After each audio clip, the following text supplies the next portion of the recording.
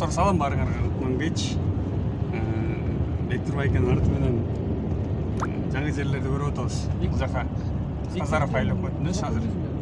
Бүгүн Макет айылынын жаштарында жаштар борбору ачылып аткан экен. Ошол жерде Бектур байке тажрыйба менен бөлүшкөнү баратат. Бирөөзө биз жардамчы катары Бектур байке менен чогуу кошулуп алдым. Мен бирөөзө мындан тышкары интернешнл Мен сурамды чакырып баратам. International Alert ынтымакта жашоо долбоорун алкаганда бүгүн бир дискуссия болгон, ошол жакка да катыштык.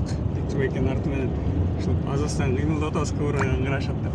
Бул жакта дагы бир нерсе айтып коюш керек. Азамат Каработоев. Могу облустун аймагында журналистика багытында, сайттарды алып баруу багытында эң мыкты иштерди жасап жүрөт. Мындан тышкары Facebook'та да активный. Биз онлайн таанышкан элек. Бүгүн себепчи болуп Бектур байкенин арты менен оффлайнда жолугуштук. Ушундай мыкты адамдардын катарында болгонубузга Саратканга чексиз шүгүрлөр болсун.